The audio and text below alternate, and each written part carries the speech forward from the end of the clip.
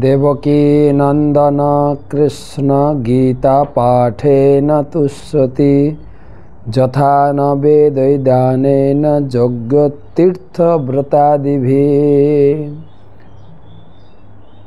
देवकी नंदन भगवान कृष्ण गीता पाठे एतई तुष्ट हन अन्य कोनो व्रत तपस्या एवं तीर्थयात्राय तुष्ट हन ना।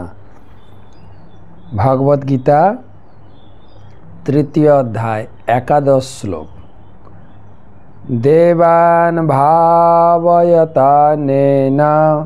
ते देवा भावयन्तु वः परस्परं भावयन्तु श्रेय परम अवाप्स्यथ।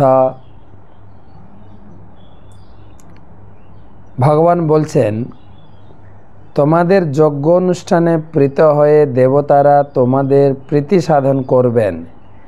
এভাবেই পারস্পরিক প্রীতিবিধান করার মাধ্যমে তোমরা পরম মঙ্গল লাভ করবে।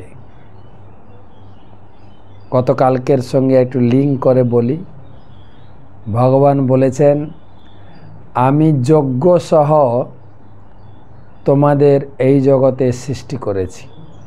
আমাদের জন্ম হয়েছে যজ্ঞ সহ। ভগবান বলছেন তোমাদের যজ্ঞের মাধ্যমে তোমাদের সমস্ত কিছু অভাব পূরণ হবে। যেরকম আমি উদাহরণ দিয়েছিলাম, আমাদের পিতামাতা আমাদের জন্মের পরে ওনারা চিন্তা করেন ছেলে হলে তাকে ভালো লেখাপড়া শেখাবো, চাষবাস অথবা চাকরি ব্যবসায় তাকে একটা উপার্জন তার করে দিয়ে যাব।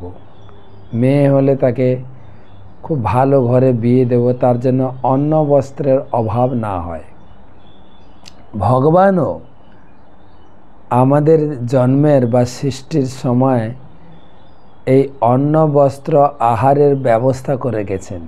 তোমরা যজ্ঞ করবে।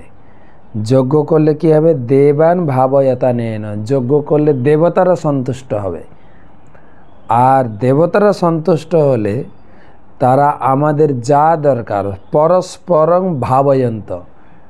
আমরা যজ্ঞ করব দেবতাদের উদ্দেশ্যে, দেবতারা আমাদের জন্য আমাদের প্রয়োজনীয় বস্তু প্রদান করবেন।